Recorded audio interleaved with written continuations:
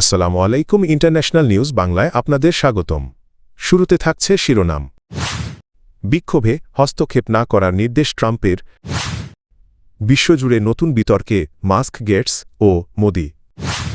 ইরানে হামলা হলে আঞ্চলিক যুদ্ধ যুক্তরাষ্ট্রকে হুঁশিয়ারি খামেনির। পাকিস্তানের বেলুচিস্তানে প্রাণঘাতী বন্দুক ও বোমা হামলা ১৯৩ জন নিহত। ফেডারেল রিজার্ভের প্রধান হচ্ছেন কেভিন ওয়ার্শ। ওয়াশিংটন মিনিয়াপোলিস যুক্তরাষ্ট্রের president Donald Trump department of homeland সিকিউরিটিকে ডিএইচএস ডেমোক্র্যাট নিয়ন্ত্রিত শহরগুলোতে চলমান বিক্ষোভে হস্তক্ষেপ না করার নির্দেশ দিয়েছেন। তবে কোনো শহর ফেডারেল সহায়তা চাইলে কেবল তখনই হস্তক্ষেপ করা হবে বলে জানান তিনি। মিনেসোটা অঙ্গরাজ্যের মিনিয়াপোলিসে যুক্তরাষ্ট্রের ইমিগ্রেশন অ্যান্ড কাস্টমস এনফোর্সমেন্ট আইসিই এর ব্যাপক অভিযান এবং এজেন্টদের গুলিতে ২ মার্কিন নাগরিক নিহত হওয়ার ঘটনায় সেখানে তীব্র বিক্ষোভ শুরু হয়। এর পরিপ্রেক্ষিতে গত শনিবার এ নির্দেশ দেন ট্রাম্প।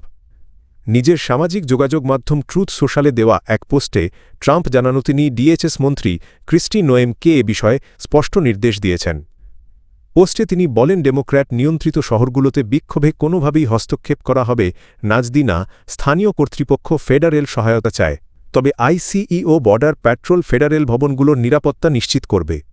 এ সময় কড়া ভাষায় ট্রাম্প সতর্ক করে বলেন, ফেডারেল কর্মকর্তাদের ওপর হামলাযান বাহনে আঘাত বা ইটপাথর নিক্ষেপ করা হলে কঠোর ব্যবস্থা নেওয়া হবে। তবে এ বিষয়ে ডিএইচএস কিংবা মিনিয়াপোলিসের মেয়র জ্যাকব ফ্রে এর দপ্তর থেকে তাৎক্ষণিক কোনো মন্তব্য পাওয়া যায়নি। এদিকে মিনেসোটায় কেন্দ্রীয় অভিবাসন অভিযানের সময় আটক আদ্রিয়ান কোনেহো আরিয়াস ও তার ৫ বছর বয়সী ছেলে লিয়াম কোনেহো রামোসকে মুক্তির নির্দেশ দিয়েছেন এক মার্কিন ফেডারেল বিচারক। ওয়াশিংটন যুক্তরাষ্ট্রের বিচার বিভাগ থেকে কুখ্যাত অপরাধী জেফ্রি অ্যাপস্টিন সংক্রান্ত প্রায় ৩০ লাখ পৃষ্ঠার নতুন নথি প্রকাশের পর বিশ্ব রাজনীতি ও কর্পোরেট অঙ্গনে ব্যাপক আলোড়ন সৃষ্টি হয়েছে। প্রকাশিত গোপন বার্তা ও ইমেইলগুলো বিশ্বজুড়ে নতুন বিতর্কের জন্ম দিয়েছে। নথিতে বিশ্বের শীর্ষ ধনকুবের ইলন মাস্ক ও বিল গেটসের নাম উঠে এসেছে। পাশাপাশি ব্রিটিশ রাজপরিবারের সদস্য প্রিন্স অ্যান্ড্রু এর বিরুদ্ধে নতুন করে যৌন হয়রানির অভিযোগের তথ্যও অন্তর্ভুক্ত রয়েছে। এসব নথির জেরে ইতোমধ্যে স্লোভাকিয়ার এক শীর্ষ নিরাপত্তা উপদেষ্টা পদত্যাগ করেছেন। নথিতে দাবি করা হয় বিল গেটস রুশ নারীদের সঙ্গে সম্পর্কে জড়িয়েছিলেন এবং অ্যাপস্টেইনের কাছে মাদক সংক্রান্ত সহায়তা চেয়েছিলেন। তবে বিল এবং মেলিন্ডা গেটস ফাউন্ডেশন এসব অভিযোগকে সম্পূর্ণ ভিত্তিহীন বলে প্রত্যাখ্যান করেছে। অন্যদিকে ইলন মাস্কের বিষয়ে নথিতে উল্লেখ করা হয় তিনি ২০১২-১৩ সালে অ্যাপস্টেইনের দ্বীপে আয়োজিত একটি পার্টি সম্পর্কে জানতে চেয়েছিলেন। তবে মাস্ক এসব অভিযোগকে উদ্দেশ্যপ্রণোদিত অপপ্রচার বলে দাবি করেন। এছাড়া ট্রাম্প প্রশাসনের কমার্স সেক্রেটারি হাওয়ার্ড লুটনিক এর নামও নথিতে এসেছে। তেহরান ওয়াশিংটন যুক্তরাষ্ট্র ইরানের আশপাশে সামরিক শক্তি জোরদার করার মধ্যেই ইরানের সর্বোচ্চ নেতা আয়াতুল্লাহ আলী খামেনি সতর্ক করে বলেছেন, ইরানে কোনো হামলা হলে তা আঞ্চলিক যুদ্ধে রূপ নেবে। ইরানের আধা সরকারি বার্তা সংস্থা টাসনিম নিউজ এজেন্সি এর বরাতে জানানো হয়, খামেনি বলেন, আমেরিকানদের জানা উচিত তারা যদি যুদ্ধ শুরু করে তাহলে এবার তা হবে একটি আঞ্চলিক যুদ্ধ। এর আগে মার্কিন প্রেসিডেন্ট ডোনাল্ড ট্রাম্প বলেন, ইরান বর্তমানে গুরুত্বপূর্ণ আলোচনা চালাচ্ছে এবং তিনি আশা করছেন সেগুলো একটি গ্রহণযোগ্য সমাধানে পৌঁছাবে।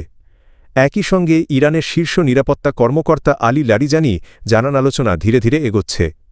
তবে ইরানের পারমাণবিক কর্মসূচি ও সরকার বিরোধী বিক্ষোভে কঠোর দমনপীড়নের অভিযোগকে কেন্দ্র করে যুক্তরাষ্ট্র সামরিক হস্তক্ষেপের হুমকি দিয়ে আসছে। এই প্রস্তুতির অংশ হিসেবে যুক্তরাষ্ট্র তাদের যুদ্ধ বিমানবাহী রণতরী ইউএসএস এব্রাহাম লিঙ্কন মধ্যপ্রাচ্যে পাঠিয়েছে।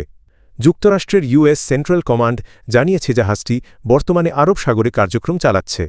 খামেনি বলেন, ট্রাম্প প্রায় যুদ্ধজাহাজ মোতায়েনের কথা উল্লেখ করলেও ইরানি জাতিকে এভাবে ভয় দেখানো যাবে না।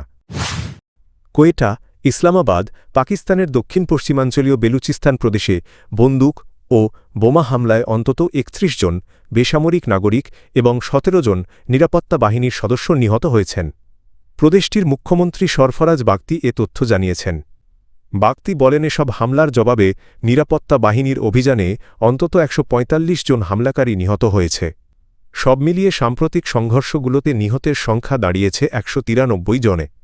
এর আগে বিচ্ছিন্নতাবাদী সংগঠন বালুচিস্তান লিবারেশন আর্মি বিএলএ হামলার দায় স্বীকার করে দাবি করে এতে বিপুল সংখ্যক সেনা নিহত হয়েছে। এই সহিংসতাকে বেলুচিস্তানের সাম্প্রতিক সময়ের অন্যতম রক্তক্ষয়ী দিন হিসেবে উল্লেখ করা হচ্ছে।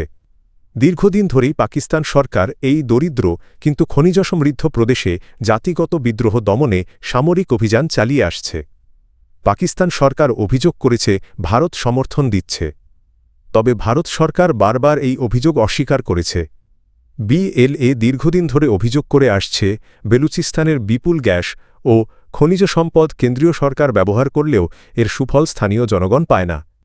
একই সঙ্গে স্থানীয় মানবাধিকার কর্মীরাও পাকিস্তানের নিরাপত্তা বাহিনীর বিরুদ্ধে জোরপূর্বক গুমের অভিযোগ তুলেছেন, যদিও পাকিস্তান সরকার এসব অভিযোগ অস্বীকার করে আসছে।